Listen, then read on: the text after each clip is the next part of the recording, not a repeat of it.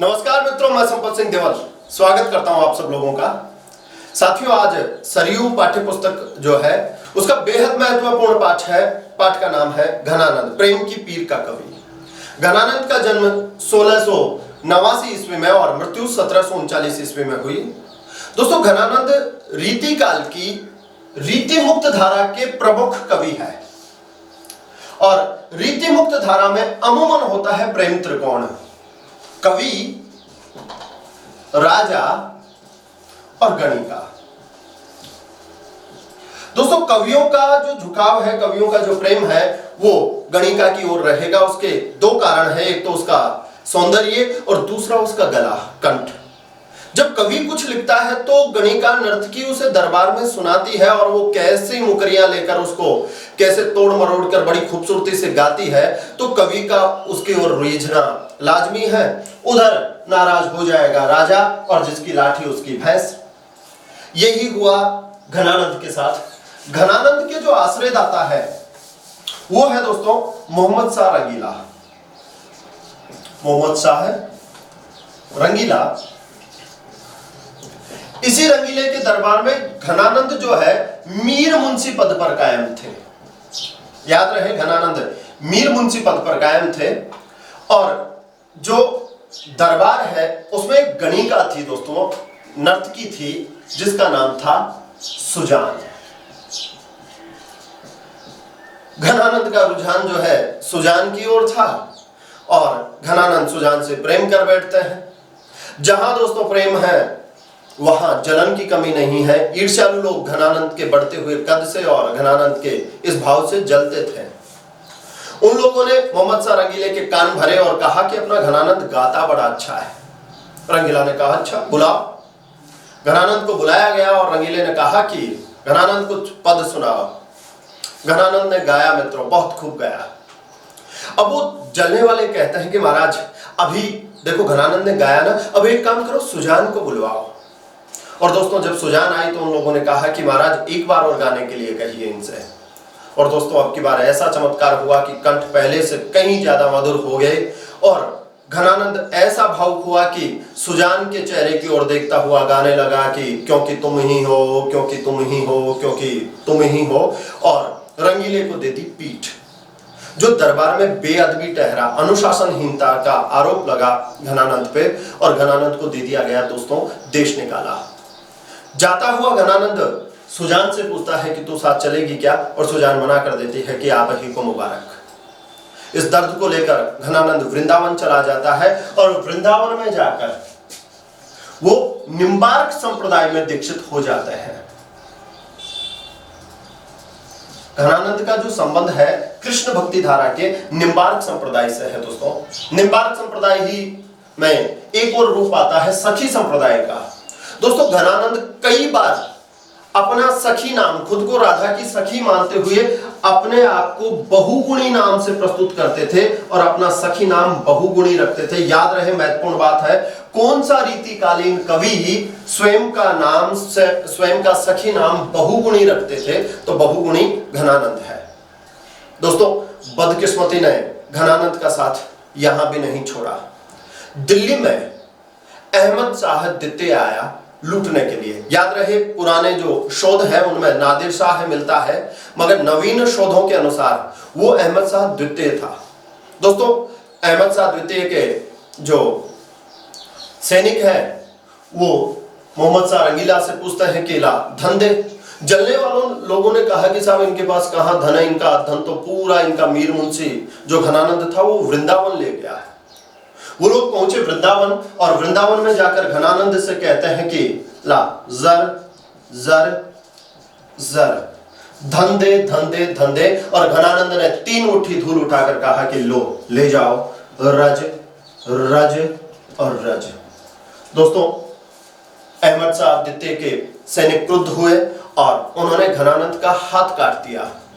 कटे हुए हाथ के बहते हुए रक्त से उसने सुजान को अंतिम पत्र लिखा, बहुत दिनान की अवधि आस पास परे, खरे अरबनी भरे है उठ जाने को। ये घनानंद का अंतिम पद माना जाता है, बहुत दिनान की अवधि आस पास परे, खरे अरबनी भरे है उठ जाने को। और दोस्तों संक्रमण फैल जाने से घनानंद की मृत्यु हो जाती है।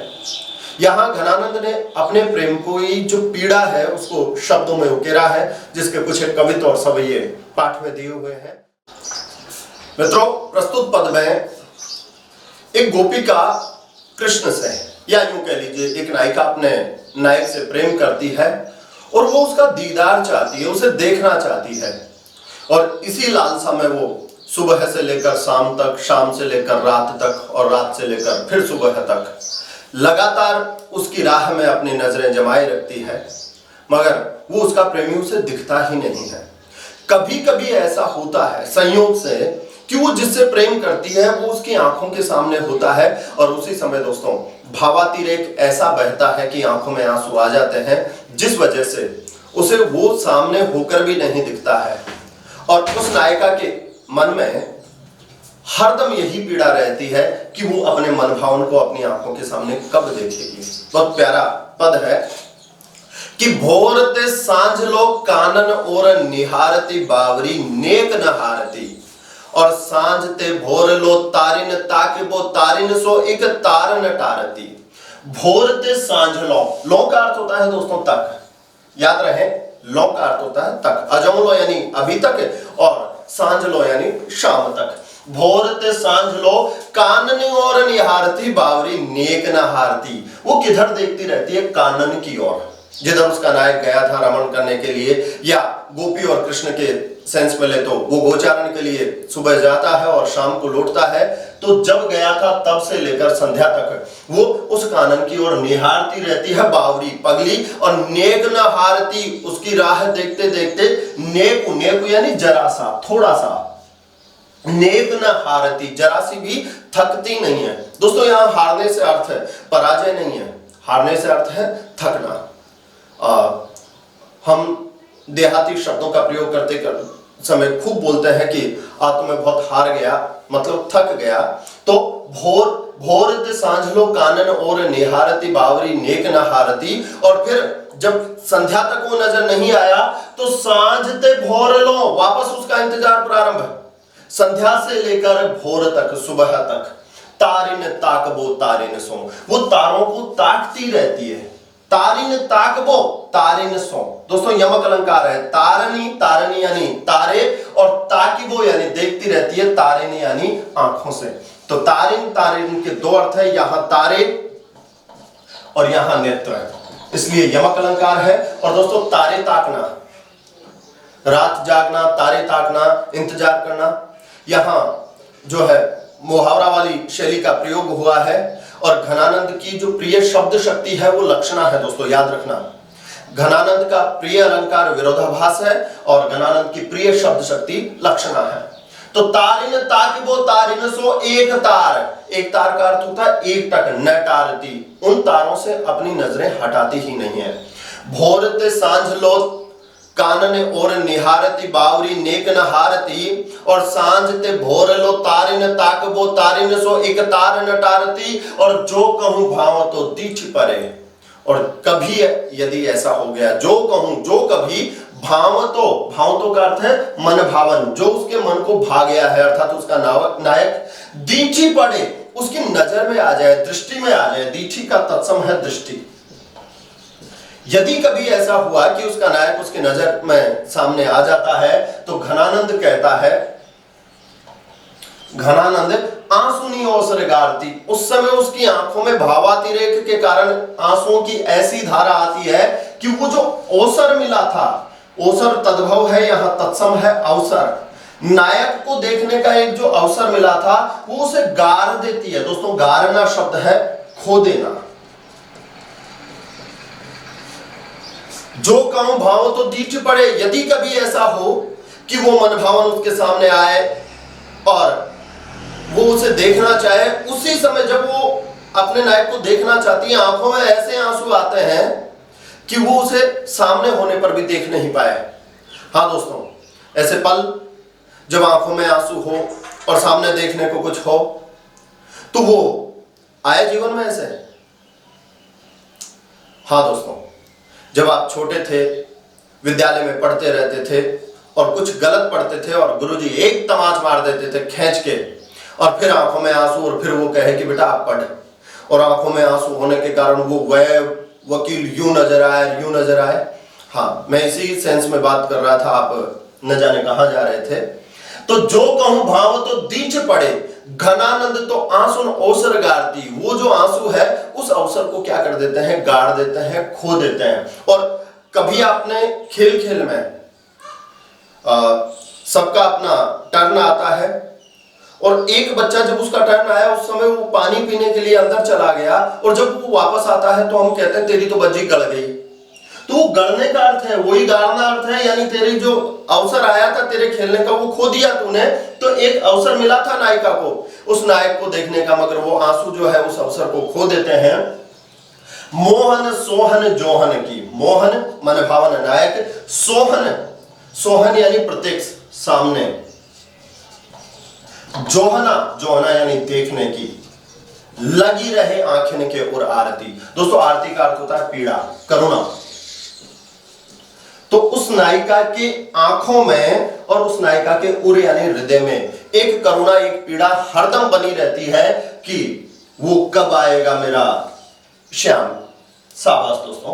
मोहन सोहन जोहन की, अपने मन भावन को अपने सामने देखने की जो पीड़ा है उस नायिका के मन में हरदम बनी की बनी ही रह जाती है।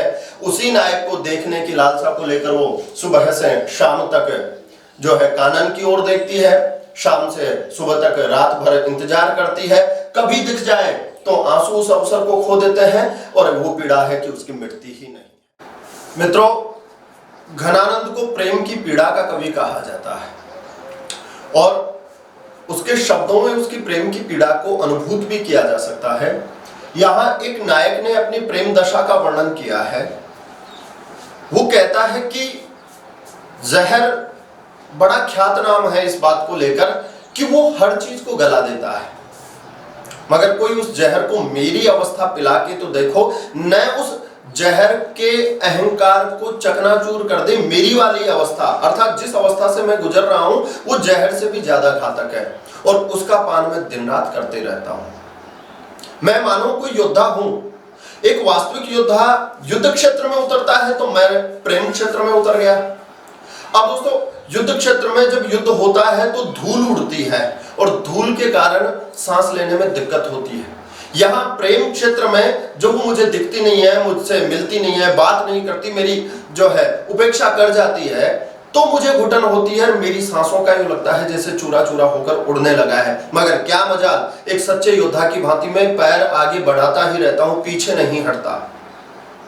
जहां वास्तविक युद्ध में, रण क्षेत्र में तीर चलते हैं जिसको योद्धा ढाल पर झेल लेता है, यहां प्रेम क्षेत्र में तीर चलते हैं, उसकी चक्षु चोट सहनी पड़ती है, और यहां किसी ढाल पर नहीं सीधे हृदय पर वार होता है।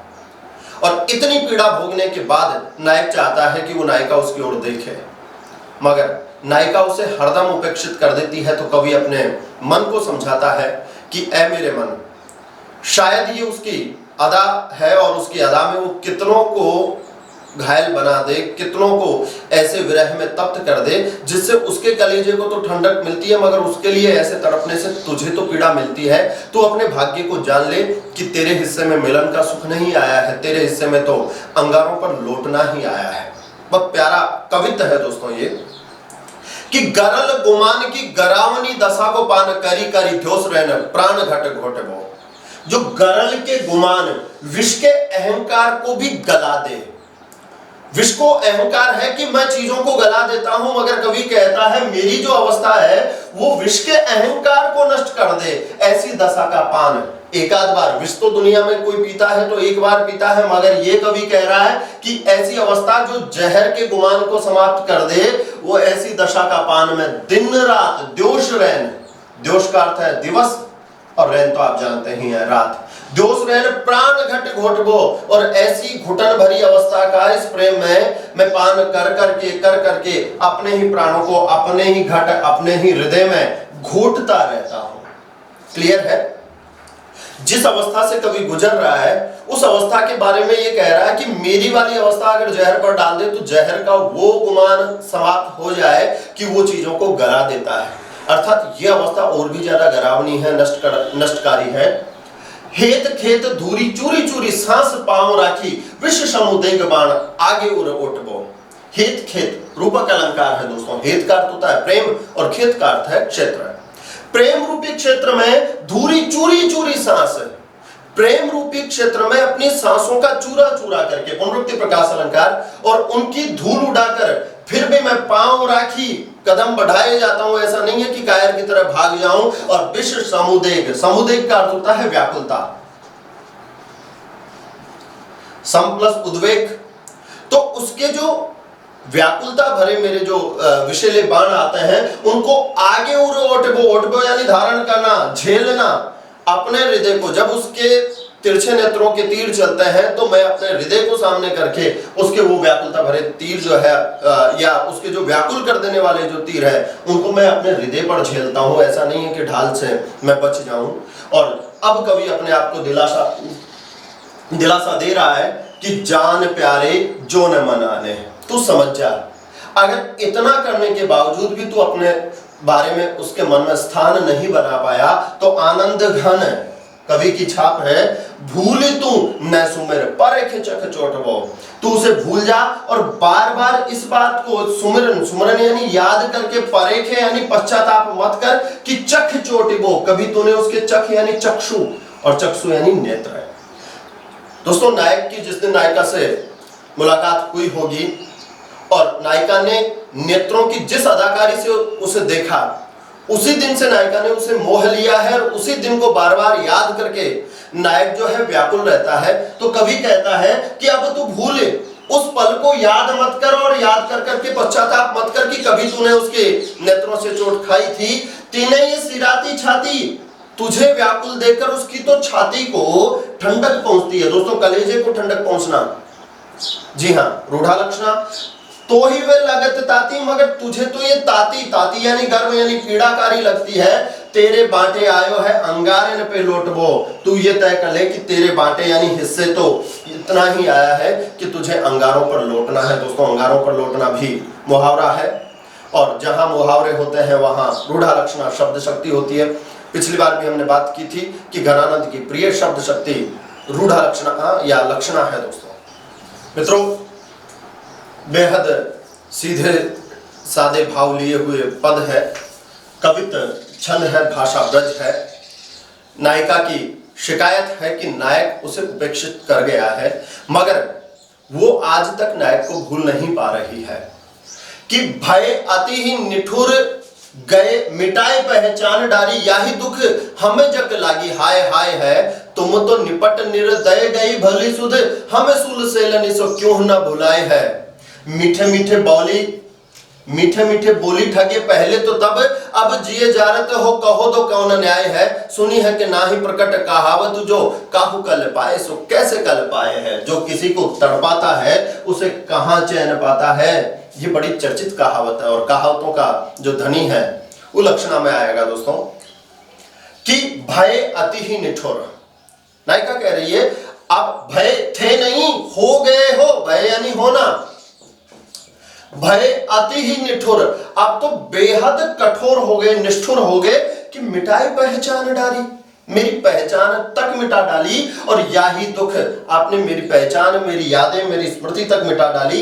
इसी दुख के कारण मेरे मुंह से, मेरी जीभ से, मेरी जुबान से एक ही जक, एक ही रट लगी रहती है, वो है हाय हाय हाय। पुनरुक्ति प्रकाश अलंकार है हाय हाय में कि भय अति ही निठुर मिटाई पहचान डारी, याही दुख हमें जग लागी हाय हाय है।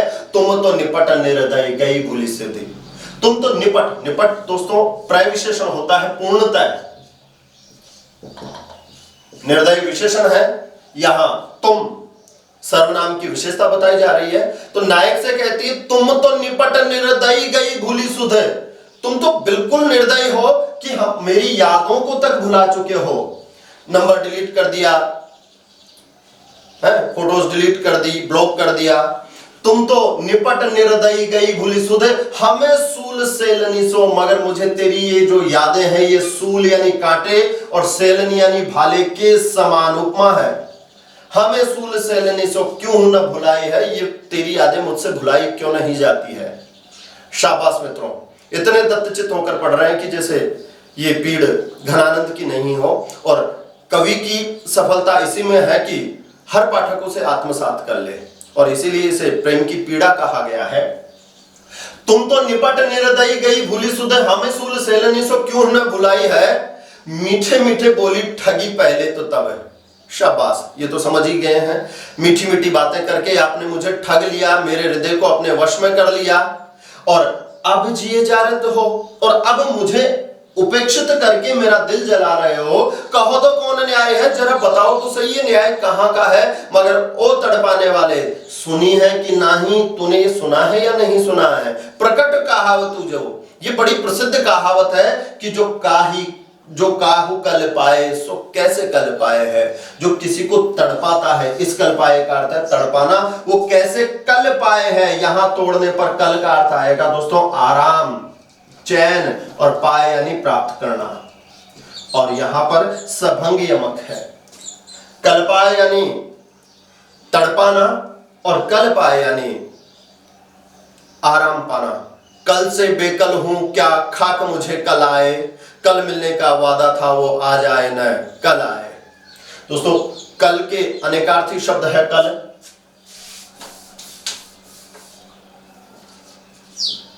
कल एक तो कहते हैं मशीन को, जैसे वर्तमान में कलयुग, ये भी याद रखना दोस्तों। एक तो होता है कली युग और एक होता है कलयुग। कली युग तो 4 युगों में से एक युग विशेष, और कलयुग यानी मशीनी युग। एक कल का अर्थ होता है पानी का स्वर, पानी कल कल कल कल बह रहा था, और एक कल यानी होता है चैन।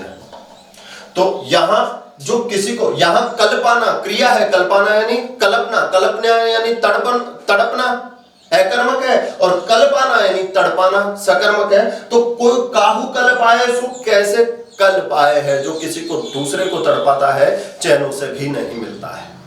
नायक से प्रेमातिरेक प्राप्त नायिका जब उपेक्षित हो जाती है, उपालंब देती है कि मीत सुजान अनीति करो जनी, हा हा न हूजिए मोहि अमोही। दीठी को और कहूं नहीं ठोर, फिरी दृग रूप रावरे रूप रिदोही। एक विशास की टेक गहे लगी आस, बसी प्राण बैठोही। ओ घनानंद जीवन मूल दई, कत प्यासन मारत मोही। मीत सुजान अनीति करो जनी, ऐ मेरे प्रियतम सुजान, अनीति करो जनी। जनी का अर्थ आपको बताया था मना करना, मत, ये मेरे साथ अनीति मत करो। हा हा दोस्तों, हा हा विस्मय आदि बोधक चिन्ह है। हाहाकार यानी पीड़ादायक। हा हा करके हूजिए, हा हा न हूजिए मोही अमोही। अरे मेरे साथ मुझे एक बार मोह कर, अब निर्मोही मत हो। अमोही यानी निर्मोही, मोही यानी मोह कर। एक बार तो पहले अपने प्रेम में आपने मुझे मोह लिया, और अब बड़े निर्मोही बने जा रहे हो। मैं आपके सामने हाहा करती हूं, मैं आपके सामने दुख व्यक्त करती हूं कि ये अनीति मेरे साथ मत करो। दीठी को और कहूं नहीं ठोर, आपकी तो नजरों में न जाने कितने प्रियतम होंगे। यहां दोस्तों इसका आध्यात्मिकरण भी किया गया है कि कृष्ण के तो न जाने कितने भक्त होंगे, मगर मेरा सहारा तो एक तू ही है। दीठी को कहूं नहीं और ठोर, मेरी इन आंखों को तो कहीं दूसरी जगह ठोर भी नहीं है, मेरी आंखें तो किसी दूसरे चेहरे पर टिकती भी नहीं है। फिर दृग रावरे रूप की दोही। दोही का अर्थ होता है दोस्तों दुहाई। दुहाई जैसे लक्ष्मण रेखा है, किसी को सीमा में बांध देना, तो ऐसा लगता है फिरी दृग। और रावरे ब्रज का शब्द है जो मध्यम पुरुष सर्वनाम होता है, आपका, आपकी, आपके। तो दीठी को कहूं और नहीं ठोर, मेरी नजरों को तो कहीं दूसरी जगह ठोर भी नहीं है। ऐसा लगता है कि जैसे मेरे इन आंखों में तो आपके ही रूप की दुहाई फिर गई है, आपके ही रूप की कोई लक्ष्मण रेखा खिंच गई है कि आपके अलावा किसी और को देखना ही नहीं है। एक विश्वास की टेक गहे लगी, एक विश्वास की जिद पकड़े हुए ही तो बैठे हैं इस शरीर रूपी धर्मशाला में। ये प्राण रूपी जो राहगीर है, मित्रों रूपक अलंकार दिया है यहां कि एक विश्वास वो ये है कि न जाने कब आप आओगे और मुझे अपना लोगे। इसी जिद में, इसी उम्मीद में ये प्राण रूपी राहगीर मेरे शरीर रूपी धर्मशाला में टिके हुए हैं, वरना न जाने ये कब के ही चले जाते। ओ घनानंद जीवन मूल दई, यहां श्लेष अलंकार है दोस्तों। घनानंद एक तो कवि और एक बादल। जीवन एक प्राण और एक जल। बादल के सेंस में कोई प्यासा कह रहा है कि ओ बादल, तू मुझे कितना प्यासा मारेगा, कब तू मुझे जल देगा। और नायिका कह रही है कि ओ घनानंद, ओ प्रियतम, तू अपने दर्शनों से मुझे कितना वंचित रख के अपने मेरे प्राणों को उपेक्षित करेगा। कित प्यासनी मारती मोही, तू मुझे कितना प्यासा मारेगा। यहां आशय है तू मुझे अपने दर्शनों से कितना वंचित करेगा। सवैया छंद है दोस्तों। प्रेम की राह पर चलने वाला निष्कपट होना चाहिए, मन में संकोच नहीं होना चाहिए। प्रेम की राह जो है बड़ी सीधी है, तो सीधी राह पर सीधा ही व्यक्ति चलेगा। बहुत प्यारा और बहुत चर्चित पद है कि अति सूदो स्नेह को मार्ग, जहां नेक सयान पे बांक नहीं। सांच चले तजी आपन पो, झिझके कपटी जे निसंक नहीं। घनानंद प्यारे सुजान सुनो, यहाँ एक ते दूजो आंक नहीं। मगर तुम कौन दो पाटी पड़े हो लला, मन ले पर देहु छटांक नहीं। अति सुधो स्नेह को मार्ग, ये जो प्रेम की राह है ये बड़ी सीधी है। जहां नेक यानी जरा सा, सयान श्यान पट्टी बांकापना नहीं चलेगा। प्रेम की राह में टेढ़पन नहीं चलेगा। प्रेम टेढ़ेपन से, वक्रता से या अहंकार के साथ प्रेम निर्वहन नहीं हो सकता है। अति सुधो स्नेह को मार्ग, जहां नेक सयान पर बांक नहीं। सांच चले, उस राह पर कैसा व्यक्ति चल सकता है? जो समर्पणी हो, जो सच्चा हो। सांच चले तजी आपन पो, वो चलता है जो अहंकार को त्याग दे। और कौन झिझकते हैं? झिझके एक तो कपटी और जो निशंक नहीं। दोस्तों संस्कृत विभाग में हुई जो परीक्षा थी, वहां पूछा था कि प्रेम की राह पर चलने से कौन झिझकता है, तो दो लोग झिझकते हैं, कपटी और जो निशंक नहीं, यानी जिसके मन में शंका है, डाउट है, संदेह है, और जिसके मन में कपट है। ऐसे दो लोग प्रेम की राह पर चलने से झिझकते हैं। बाकी जो सीधा है, सच्चा है और अहंकार को त्याग देता है, दंभ रहित होता है, वो प्रेम की सीधी राह पर चल लेता है। घनानंद प्यारे सुजान सुनो, कवि कहता है कि ऐ सुजान सुनो, यहाँ एक ते दूजो आंक नहीं। गणित में तो न जाने कितनी संख्याएं होती है, मगर इस प्रेम की जो गणित है इसमें एक ही संख्या है। नायक और नायिका दो होकर भी एक होते हैं, जीव और ब्रह्म दो होकर भी एक होते हैं। तो यहाँ तो दो तो है ही नहीं, मेरा और तेरा तो है ही नहीं, यहाँ तो सिर्फ संख्या ही क्या है, समर्पण के साथ एक है। पर तुम कौन दो पाटी पढ़े हो लला। दोस्तों पाटी पढ़ना फिर लोकोक्ति है, इसलिए यहां पर जो है रूढ़ालक्षणा शब्द शक्ति होगी। तुम कौन दो पाटी पढ़े हो लला, मन ले हूं पर देहु छटांक नहीं। मगर तुमने ये कौन सी पाटी पढ़ ली है, ये कौन सा सांसारिक ज्ञान देख लिया है कि लेते समय मन तो ले लेते हो मगर छटांक दर्शन देते ही नहीं हो। जब खुद के ग्रहण की बात आए तो मन ले लेते हो, मन यानी 40 किलो, और देते छटांक नहीं, छठा हिस्सा भी नहीं हो। यहां दोस्तों मन और छटांक में यमक अलंकार है। यहां दोस्तों मन और छटांक में श्लेष अलंकार है। मन के दो अर्थ है और छटांक के दो अर्थ है। जो प्रेम है उसमें कवि यह कहना चाहता है कि प्रेम में तो एकाकार हो जाता है, समर्पण भाव होता है। जितना प्रेम आप लुटाओगे उतना प्रेम वापस मिल जाएगा। गजानन माधव मुक्ति बोध कहता है, जाने क्या रिश्ता है, जाने क्या नाता है, जितना भी उड़ेलता हूं भर भर फिर आता है। मगर इससे ठीक विपरीत दोस्तों एक कवि जो फिराक गोरखपुरी है, नहीं काट दीजिए थोड़ा सा ना। फिराक गोरखपुरी भी ये कहते हैं दोस्तों कि फितरत का कायम है तवाजुन, आलम हुस्नो इश्क में उसको उतना ही पाले हैं जितना खुद को खोले हैं। फितरत का स्वाभाविक कायम है, विद्यमान है, फितरत का कायम है तवाजुन, तवाजुन यानी संतुलन।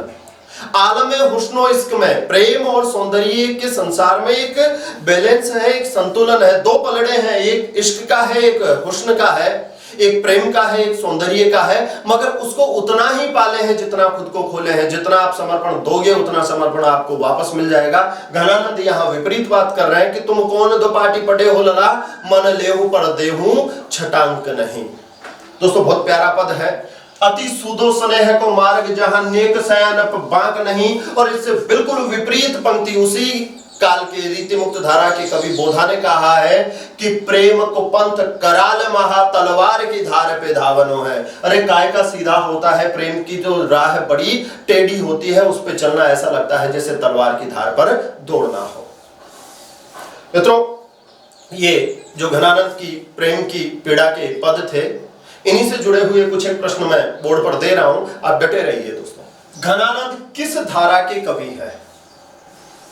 जी हां दोस्तों, घनानंद किस धारा के कवि हैं? दूसरा प्रश्न है, घनानंद का संबंध किस संप्रदाय से रहा? याद रहे, धारा का मतलब साहित्य से है और संप्रदाय का मतलब उनके भक्ति भाव से है। घनानंद का संबंध किस संप्रदाय से रहा? घनानंद अपना सखी नाम क्या रखते हैं? दोस्तों, उत्तर देखने के लिए आपको वीडियो पूरा देखना होगा। घनानंद की हत्या किस आक्रांता के समय हुई थी? भोरते सांझ लो, सांझते भोर लो, जो पद आया उसमें नायिका की उत्कट इच्छा क्या है?